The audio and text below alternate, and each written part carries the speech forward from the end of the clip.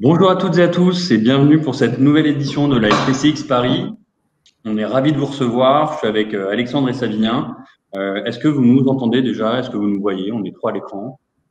A priori, oui. Yes.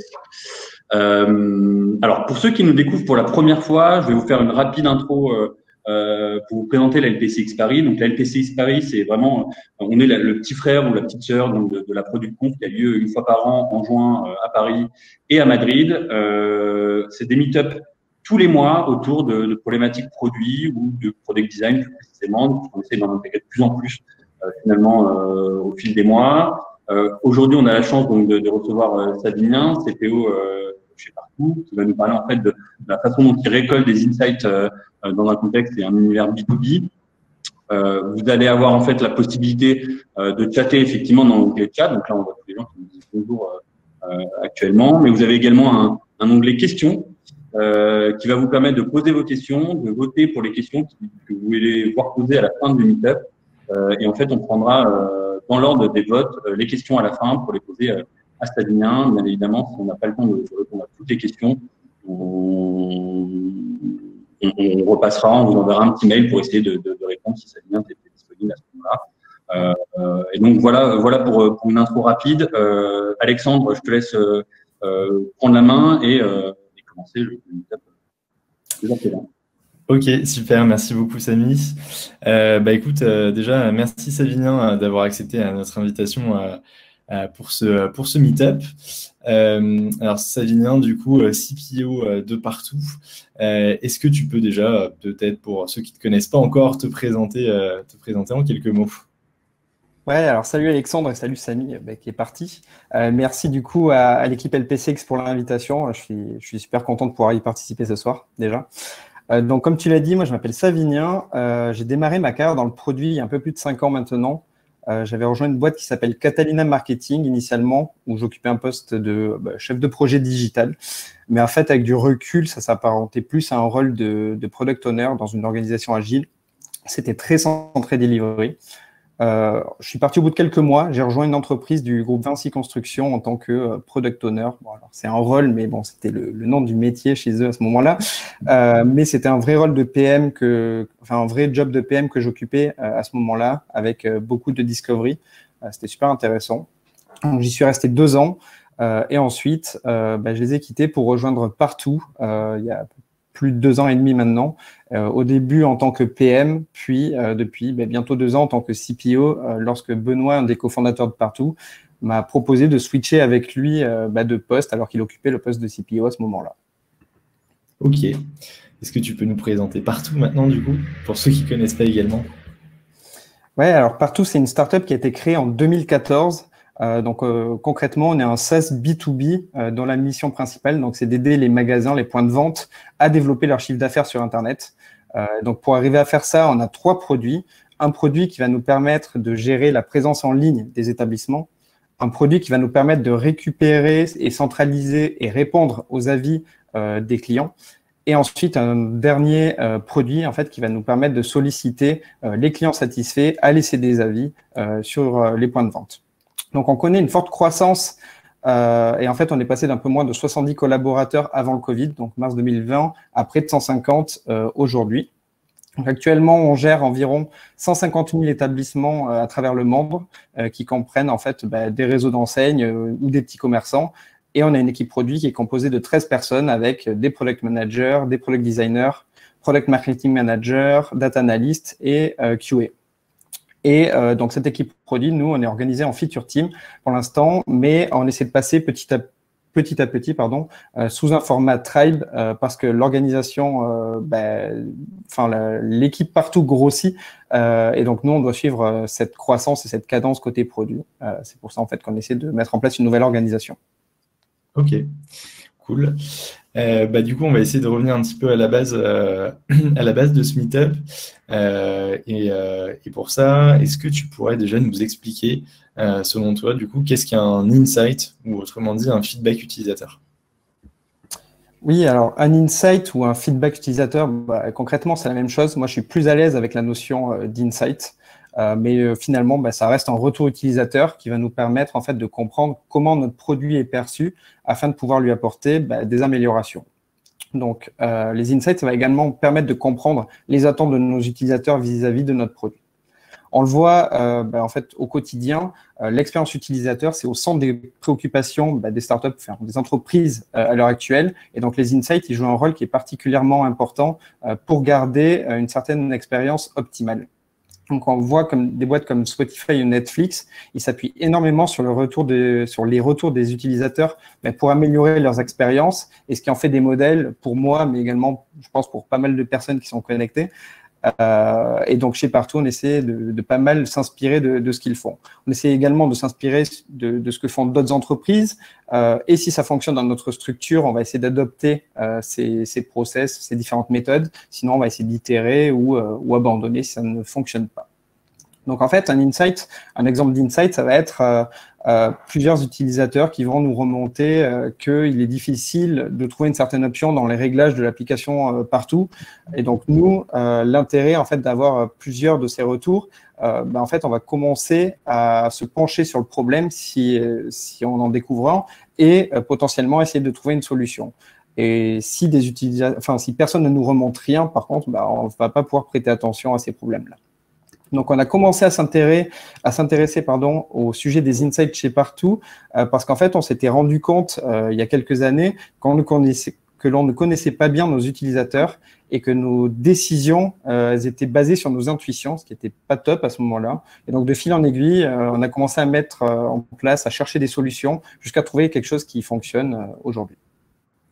Ok. Et du coup, selon toi, quel est l'intérêt de récolter des insights? L'intérêt, je dirais que l'intérêt de récolter des insights, c'est de mieux connaître ou découvrir les usages de notre application par nos utilisateurs. C'est aussi, je pense, une façon de les impliquer dans nos décisions. Quand je dis utilisateurs, ça peut être les utilisateurs internes, donc les membres des autres équipes chez Partout, mais ça peut aussi être les utilisateurs externes, nos clients ou les clients de nos clients.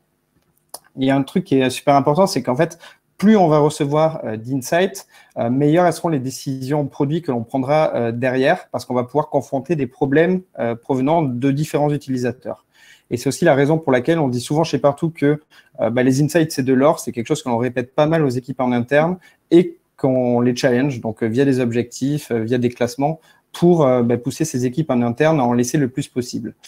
Et sur ce sujet-là, en fait, pendant un temps, on avait mis un objectif d'insight à remonter par Customer Success chez Partout, et c'est un objectif que l'on traquait. Alors, c'était pas forcément la meilleure solution à faire, mais en fait, on recevait pas mal d'insights à ce moment-là, c'était intéressant. Le problème, c'est que les forcer à le faire, ça nous donnait des insights de mauvaise qualité. Ok, super, très clair. Du coup, opérationnellement, est-ce que tu peux nous expliquer un petit peu comment vous récoltez des insights et quelles sont les formes et les types d'insights que tu récoltes? Ouais, alors on a plusieurs canaux de récolte. Le premier, je pense que c'est le NPS pour celles et ceux qui ne savent pas ce que c'est. Le NPS, c'est le Net Promoter Score. C'est un indice qui est compris entre -100 et 100 et qui va permettre de déterminer la satisfaction de nos utilisateurs vis-à-vis de notre application, vis-à-vis de notre produit. Dans notre app, en fait, opérationnellement, nous, on va afficher un pop-up qui va s'afficher sous certaines conditions et qui va permettre à nos utilisateurs de nous laisser une note qui est comprise entre 0 et 10, et ils vont aussi avoir la possibilité d'y associer un commentaire. Si la note elle est comprise entre 0 et 6, on va parler d'utilisateurs de type détracteur, c'est-à-dire que ce sont des personnes qui ne vont pas promouvoir notre application auprès de leur entourage. Si la note elle est entre 7 et 8, on va parler d'utilisateurs passifs, donc des utilisateurs neutres qui vont ni promouvoir qui ne vont pas promouvoir notre application auprès des autres.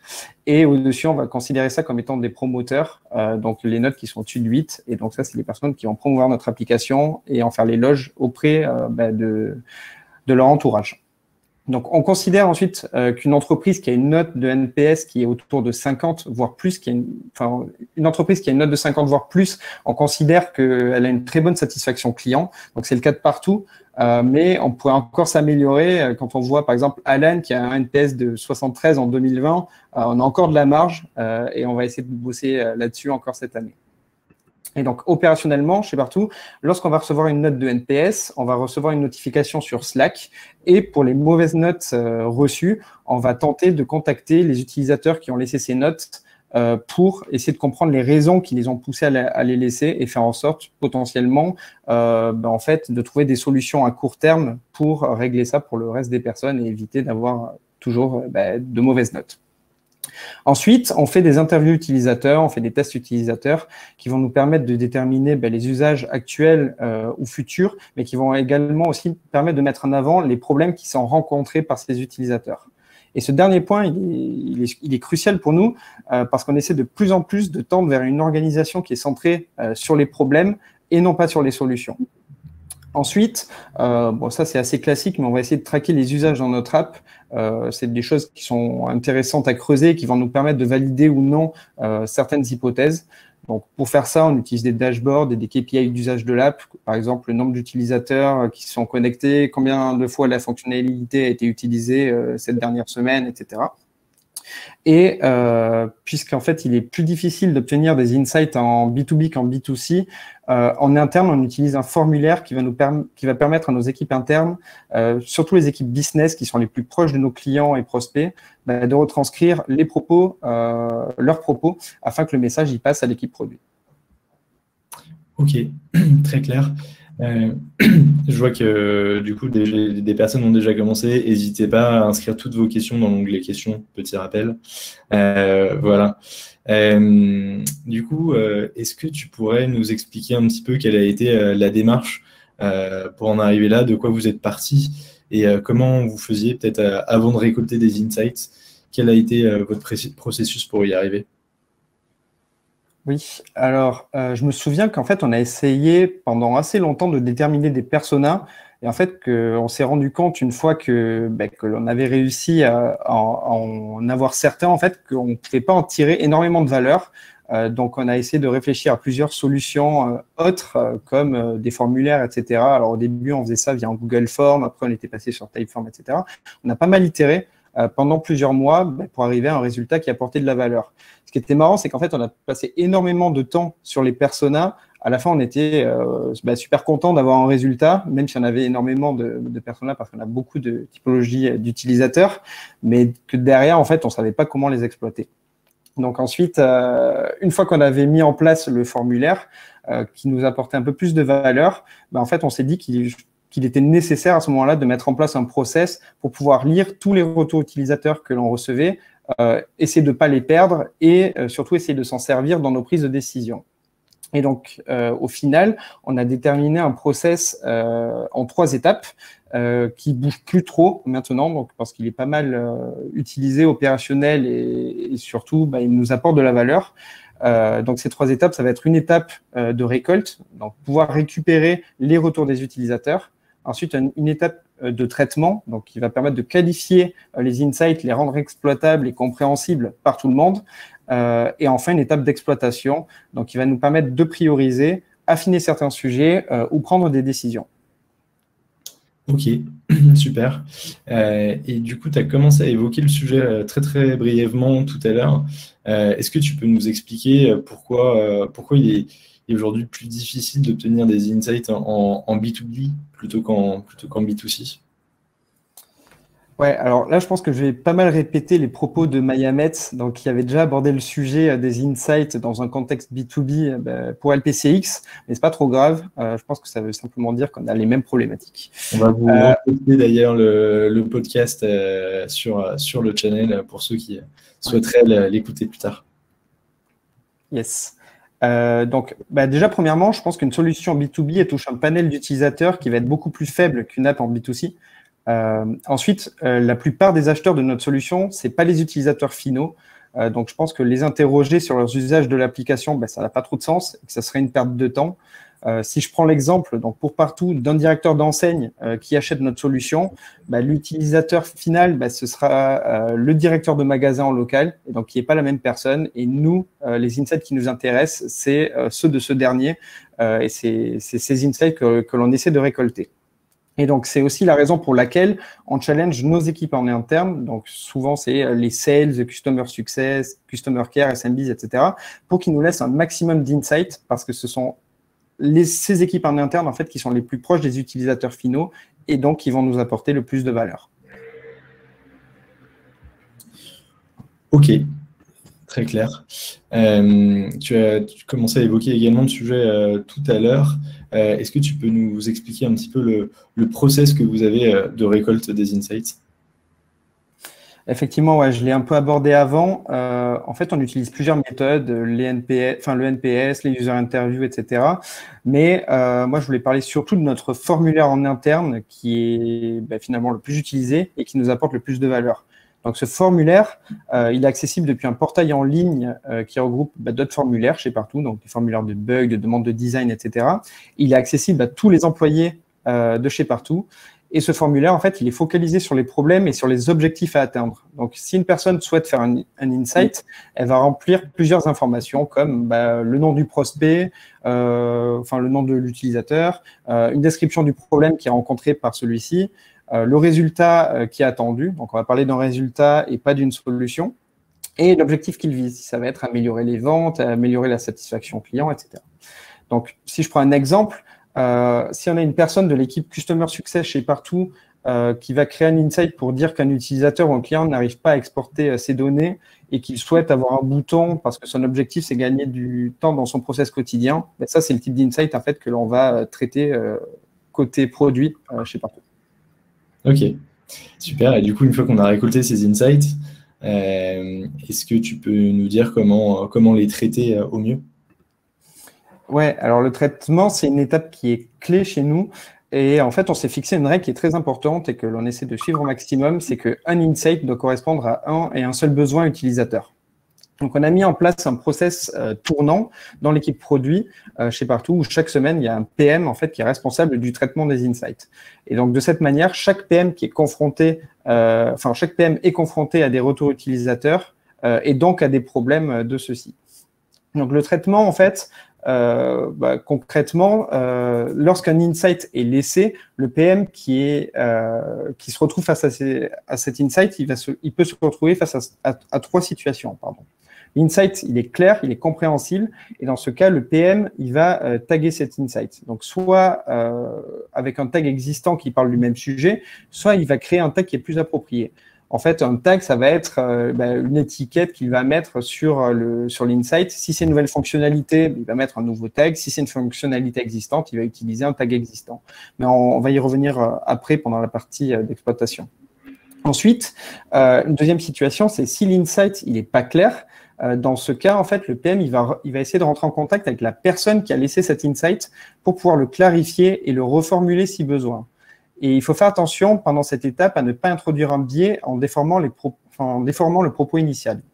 C'est super important parce que l'insight, il est exprimé par un utilisateur, il est retranscrit par une autre personne de chez Partout, donc une personne d'une équipe de chez Partout. Et donc, il y a déjà un biais qui est introduit en quelque sorte. Et il faut faire attention à ce que cet insight il ne soit pas déformé une nouvelle fois lors de sa clarification ou de sa reformulation. Et enfin, la dernière situation, c'est si l'insight, globalement, on estime qu'il est irréalisable, donc à savoir que le problème, il est insolvable en l'état, ou qu'il se trouve en dehors de la vision de Partout ou de l'équipe produit, on va l'archiver, mais on ne va pas le supprimer parce que c'est peut-être un besoin non essentiel pour le moment, mais qui pourrait le devenir dans le futur. Donc, si je reprends l'exemple précédent de l'utilisateur qui n'arrivait pas à exporter facilement ses données, le Customer Success qui avait laissé l'insight, il va être recontacté par le PM qui est en charge du traitement des insights pendant la semaine pour essayer de le clarifier. Et si possible, en fait, le PM il va essayer de rentrer en contact avec l'utilisateur qu'il avait exprimé initialement. Et de cette manière, il va pouvoir clarifier toutes les informations, les vérifier avec lui. Et cet insight, dans ce cas, il aura beaucoup plus de valeur parce qu'il sera rempli par l'utilisateur initial. Ok, cool. Bah, du coup, une fois que j'ai bien récolté, j'ai bien traité mes insights, est-ce que tu peux nous expliquer comment les exploiter, tout simplement? Ouais, alors à chaque fonctionnalité, chaque nouvelle fonctionnalité ou à chaque fois que l'on va prioriser la roadmap, nous, on va jeter un œil aux insights qui ont été laissés. Donc, le fait de les avoir tagués, j'en parlais tout à l'heure, lors du traitement de ceux-ci, en fait, ça va nous permettre de pouvoir les filtrer dans notre board qui regroupe en fait toutes les demandes. En plus, on a mis en place un dashboard qui va nous permettre de voir quels sont les tags qui sont les plus sollicités. Et donc ça va nous aider dans nos prises de décision, que ce soit au niveau du développement d'une fonctionnalité, par exemple. Mais en fait, sinon, ils vont nous aider à orienter nos questions lorsqu'on va préparer des calls utilisateurs. Donc, avant chaque call utilisateur, on va jeter un œil aux insights, savoir si des utilisateurs ont posé des questions ou ont soulevé certains problèmes pour pouvoir en discuter avec eux. Et donc, il y a une chose qui est super importante, c'est que les insights, ils vont nous permettre de lister certains sujets à discuter pour élaborer la roadmap, mais ils vont pas permettre de la définir en tant que telle. Ils vont surtout servir de support de discussion pour aborder certaines équipes chez Partout, pour parler de certains sujets en particulier.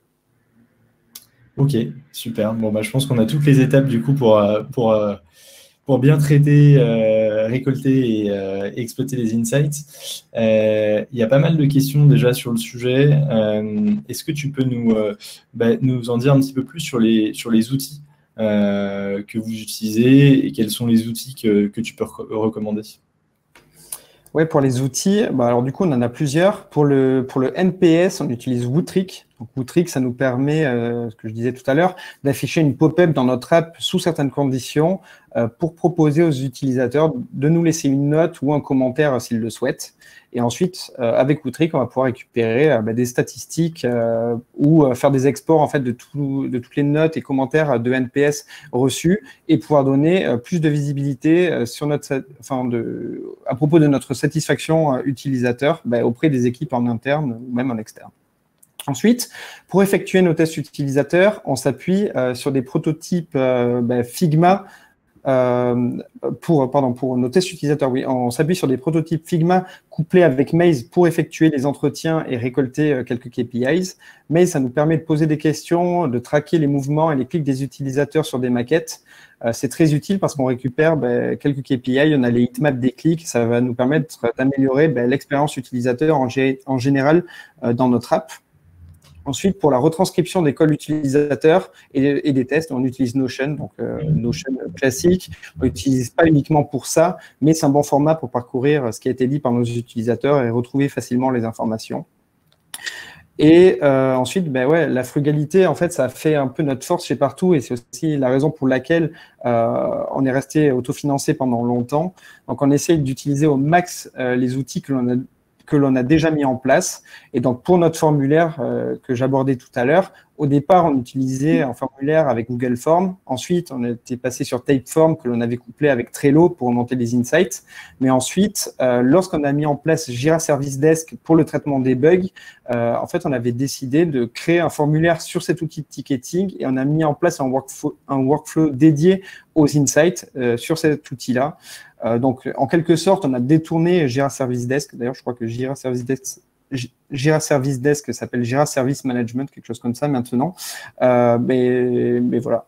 Et ensuite, du coup, pour améliorer l'expérience encore, on a ajouté des notifications Slack, des emails automatiques en cas de changement de statut d'un insight. Par exemple, si un insight a été laissé par un utilisateur et finalement a été développé un jour, on va le changer au moment où on va le changer de colonne. On va trigger un mail automatique de changement de statut.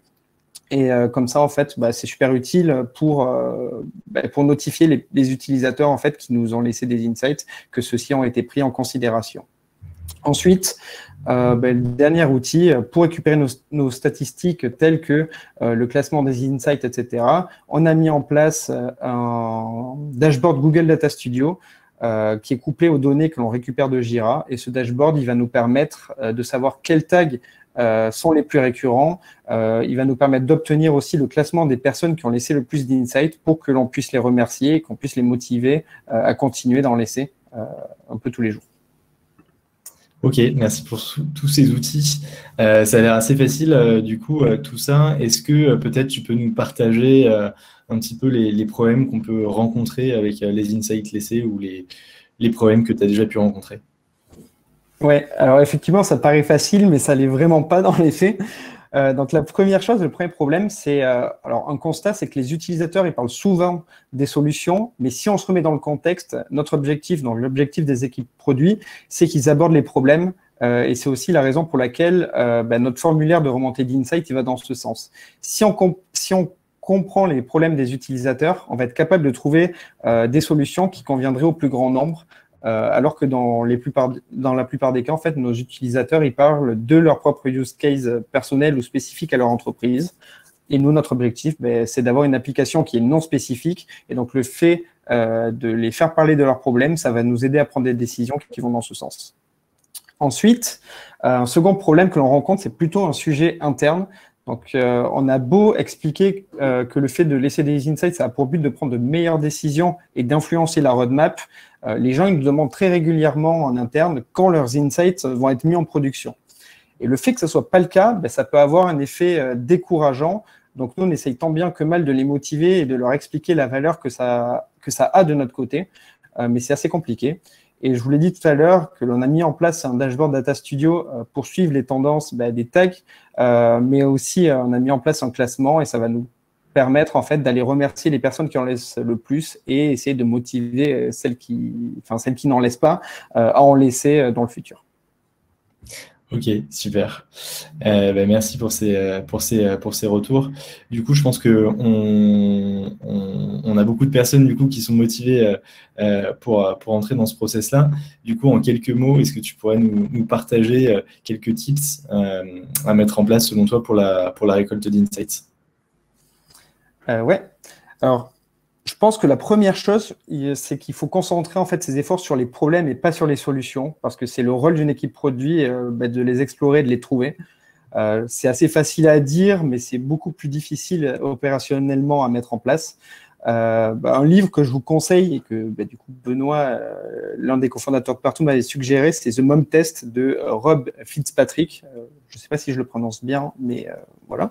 Donc c'est un livre qui permet d'améliorer ses entretiens utilisateurs en posant les bonnes questions et en décelant les mensonges de ces utilisateurs-là.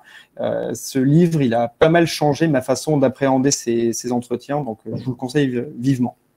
Ensuite, un deuxième conseil, je pense qu'il est important d'expliquer aux équipes en interne que ce n'est pas parce qu'ils laissent des insights que ceux-ci seront développés, mais qu'en revanche, en laissant, ils participent à la prise de meilleures décisions de produits.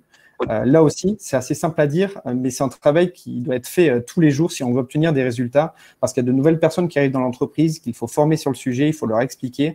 Donc, c'est assez compliqué. Et ce qui est assez drôle, c'est que j'ai encore eu le cas aujourd'hui en me disant, ce soir, je vais avoir à expliquer cette situation pendant le webinar. Donc, voilà. Et la dernière chose, c'est que j'ai écrit un article pour Follow Tribes à propos des insights, parce que c'est un sujet qui me passionne. Donc, si vous souhaitez le lire, je pense qu'on pourra partager le lien, Alexandre. Ouais, on essaye de vous mettre les liens au fur et à mesure du coup dans le chat. Donc, on va également vous partager ce lien. Ok, super. Écoute, merci beaucoup Savinien pour toutes ces réponses. C'était, je pense, très intéressant. Vous êtes très nombreux ce soir à participer à notre meet-up, donc c'est génial. Samy est revenu parmi nous. On a aussi du coup beaucoup de questions, je crois, de la part des spectateurs. Donc, écoute, Samy, je te laisse la parole. N'oubliez pas, si vous voulez encore voter, c'est encore possible. Et on va commencer par la première question qui a reçu 29 votes, donc ce qui est quand même pas mal. Donc Savinien, la question est pour toi du coup. Et la question est comment centralises-tu finalement les insights provenant des différentes sources que tu as pu citer en début de Meetup. Donc on parle vraiment de toutes les sources NPS que tu as pu citer. Et la question est vraiment autour de finalement est-ce que tu les centralises quelque part ou pas. Ok. Alors non, on les centralise pas vraiment pour l'instant. Ce sera un objectif à terme, mais pour l'instant, on les priorise séparément, on va dire ça comme ça. Et en fait, lorsqu'on va définir une roadmap comme ça, en fait, on va aller regarder un peu dans les différentes sources ce qu'il en ressort. Ok. Mais à terme, en fait, on voudrait vraiment pouvoir tout centraliser. On y a pensé pendant un temps, on a expérimenté quelques tests là-dessus, mais ça correspond pas à 100% à nos attentes pour le moment. Donc on va itérer et on va continuer à bosser là-dessus. Très clair. La deuxième question, finalement, elle est plus autour du formulaire de collecte des feedbacks que tu as parlé. Et donc, en gros, la question, je te la lis, c'est comment avez-vous construit le formulaire pour collecter les feedbacks en clientèle B2B par fonctionnalité, par thème? Ok, en fait, on n'a pas vraiment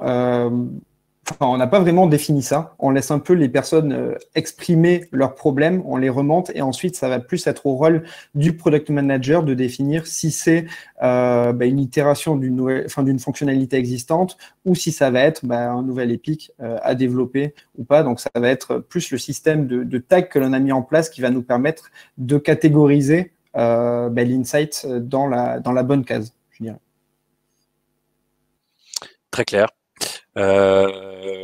J'espère que Rémi, la réponse te convient, parce que c'est toi, Rémi, qui a posé la question. On a maintenant une question de Micha qui te demande comment priorises-tu les insights et comment prends-tu des décisions sur l'avenir de produit, en fait, donc à partir de ces insights, j'imagine. Ok.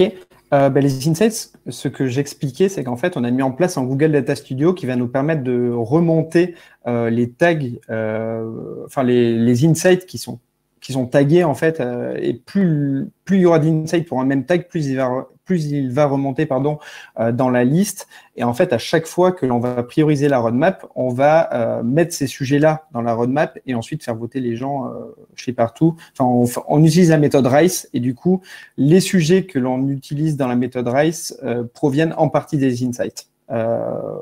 Je ne sais pas trop si ça répond à la question, mais finalement, oui, parce que pour prendre des décisions à partir des insights, si j'ai bien compris, vous les priorisez d'abord, en fait, pour savoir quelles sont les thématiques qui sont extraites des insights qui vont être traités, et derrière, j'imagine que vous définissez une fois après les avoir priorisés, vous définissez des initiatives. Ouais, exactement. Mais en fait, les insights, ils vont nous permettre de remonter certains sujets dans la roadmap, mais ils vont pas construire la roadmap. C'est ce que je disais tout à l'heure. En fait, quand on va construire notre roadmap, on va aller regarder les insights les plus demandés, les fonctionnalités les plus demandées provenant des insights, et ensuite, on va aller consulter toutes les équipes chez partout pour avoir les autres sujets. Et derrière, ça va nous aider à construire la roadmap, mais en aucun cas, ça va la définir. Très clair. On a une nouvelle question du coup de Lucie qui te demande si tu peux nous en dire plus sur le formulaire donné aux équipes business pour remonter les insights produits. Quelle forme, quelles données à remplir? Ok. Alors, je l'ai expliqué tout à l'heure. En fait, alors je pense qu'on peut le partager, le formulaire. Dedans, en fait, finalement, on va se focus sur les problèmes dans le formulaire. Donc, on va demander quels problèmes il rencontre, quelles solutions il verrait, quel objectif ils veulent atteindre, si c'est améliorer les ventes ou améliorer le nombre d'utilisateurs qui se connectent sur l'interface, etc., ou faire en sorte que plus de données soient diffusées sur nos partenaires. Alors là, c'est vraiment dans le cas de partout. Ce formulaire, en fait, il est assez libre, mais derrière, en fait, on peut aussi rajouter des photos, des vidéos, etc., des pièces jointes qui vont nous permettre derrière de bien comprendre les demandes de nos utilisateurs. Très clair. Et du coup, finalement, on a une nouvelle question d'Yvan qui nous pose vraiment sur une question qui est plus axée sur le temps à investir finalement dans cette récolte d'insights et qui te demande vraiment ton avis sur le fait que sur le pourcentage de temps qu'on doit finalement dédié à la gestion de ces insights en moyenne. Alors, est-ce que, ce qui veut dire à peu près combien toi aussi, et tes équipes, finalement, on peut commencer par ça, combien de temps vous y investissez et finalement, est-ce que c'est trop ou pas assez? Qu'en penses-tu, pour aller un peu plus loin? Alors, moi, je dirais, là, c'est vraiment d'un point de vue personnel que dans tous les cas, on passe jamais assez de temps à regarder les insights parce que ça a vraiment énormément de valeur. Il y a pas mal de fois où on passe à côté de certaines informations, où il faudrait qu'on rappelle les utilisateurs qui les ont laissés pour bien creuser les sujets, etc. Et on le fait pas forcément. Je dirais que actuellement, les équipes, l'équipe produit en interne, elle doit passer à peu près entre entre 1 et 2 heures par semaine à traiter les insights, des fois un peu plus, des fois un peu moins, ça dépend du nombre d'insights que l'on reçoit.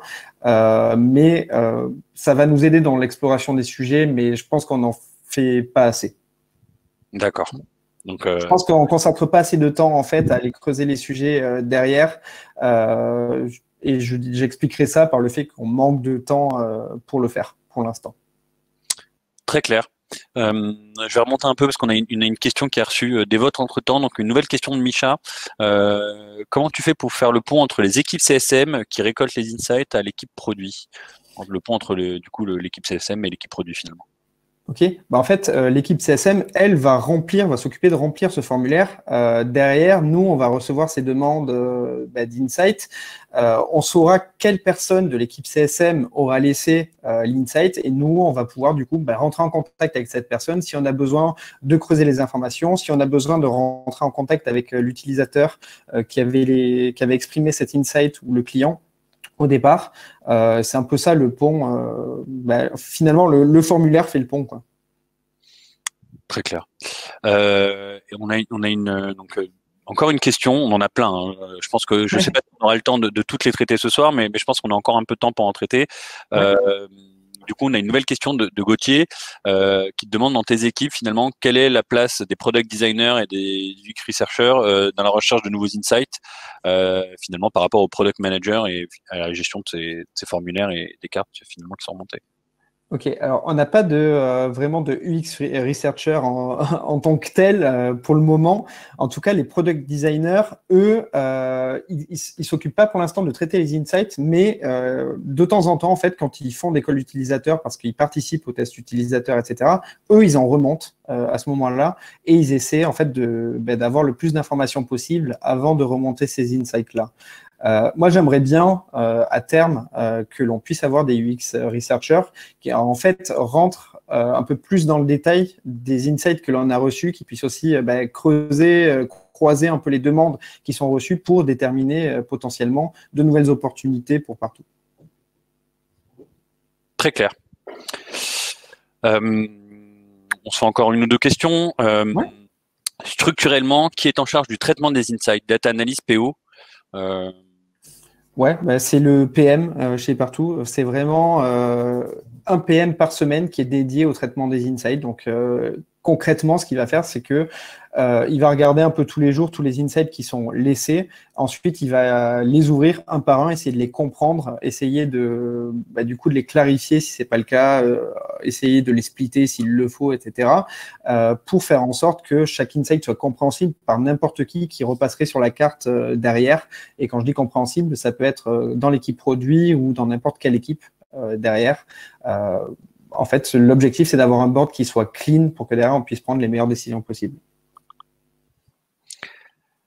Très clair. Donc, du coup, alors, c'était une question de Pierre. On passe à une question de Sandra. Qui recontacte les utilisateurs qui ont mis des mauvaises notes? L'équipe CSM ou l'équipe produit? Alors, ça dépend. Ça peut être les deux. De temps en temps, en fait, on demande à l'équipe CSM de recontacter du coup les utilisateurs qui laissent des mauvaises notes. Et ensuite, derrière, ils nous font un feedback ou pas. De temps en temps, il y a des loupés. Mais en fait, on essaie vraiment au maximum de récolter du coup les feedbacks de ces utilisateurs-là. Mais aussi, l'équipe produit le fait. Moi, par exemple, la semaine dernière, j'ai appelé 5 utilisateurs qui nous avaient laissé un mauvais NPS pour comprendre pourquoi ils l'avaient fait et connaître les raisons, faire des insights derrière. Et je trouve que c'est super intéressant de les appeler, surtout qu'ils sont agréablement surpris quand on les appelle à chaque fois. Donc, ça se passe plutôt bien et je trouve que c'est super intéressant que ce soit l'équipe produit de le faire. Ça leur permet aussi, dans le B2B, de rentrer en contact avec des utilisateurs finaux. Et comme je le disais tout à l'heure, c'est beaucoup plus difficile. Donc, c'est vraiment une des rares occasions de pouvoir le faire. Donc, il faut en profiter. Très bien. Merci pour cette réponse. Sachez que juste pour le formulaire, Alexandre, du coup, tu nous avais fourni un screenshot du formulaire. On vient de le mettre en commentaire finalement sur la partie chat. Donc, pour la question qui a été posée un peu avant, n'hésitez pas à aller regarder ce screenshot du formulaire et à aller laisser, si vous avez l'occasion de tester finalement en B2B partout, à aller laisser un petit insight à Savinien. Je pense qu'on peut prendre une dernière question. Aujourd'hui, qui va vraiment traiter de la volumétrie d'insight que tu traites finalement chaque semaine, chaque mois. Est-ce que tu peux nous donner un ordre d'idée un petit peu pour voir finalement Je dirais qu'on en a pas assez dans tous les cas. Je dirais qu'on en a à peu près 2-3, entre 2 et 3 par jour. Donc par semaine, entre 10 et 15. C'est pas énorme. J'aimerais bien qu'on en ait beaucoup plus, mais qui dit plus d'insight dit aussi beaucoup plus de traitements à faire, donc beaucoup plus de temps pris par les product managers pour pouvoir effectuer ce traitement. D'ailleurs, je vois, alors si je dis pas de bêtises, c'est Jonathan, donc, qui est dans mon équipe, qui pose cette question. Donc c'est assez drôle parce qu'il s'en occupe un peu au jour le jour, donc il le sait bien. D'accord. Bon, en tout cas, merci Jonathan pour cette question. Ça va nous permettre de clôturer finalement ce meet-up. Merci beaucoup Savinien. Je pense alors il nous reste quelques questions aujourd'hui, mais ce que je te propose, c'est si tu as un peu de temps, c'est de te les envoyer. On va pouvoir faire un extract de ces questions et si tu as 2 minutes pour y répondre, on les transférera ensuite par mail à l'ensemble des participants aujourd'hui. Avec grand plaisir. Très bien, écoute, merci beaucoup. Sachez également que vous pourrez retrouver donc ce meet-up, le replay de ce meet-up dès la fin de semaine sur YouTube, bientôt en podcast également. Et c'est le cas pour l'ensemble de nos meet-up LPCX. N'hésitez pas à aller sur la chaîne YouTube ou sur les plateformes de podcast pour réellement consulter que ce soit donc le meet-up de Savinien ce soir si vous avez raté des petits morceaux ou pour aller voir celui de Mayemet ou d'autres sur d'autres sujets. On vous retrouve bien évidemment donc le mois prochain pour un nouveau meet-up. Et d'ici là, si vous avez envie de prendre la parole, si vous avez envie de nous pousser des sujets, n'hésitez surtout pas à le faire. On est vraiment ouvert, on est là pour essayer de créer des meet-ups qui vous plaisent et qui permettent de vraiment nourrir la communauté. Donc Savinien, je te remercie, je te souhaite une bonne soirée. Bonne soirée, merci beaucoup. Et puis à très vite. Ouais, à très vite.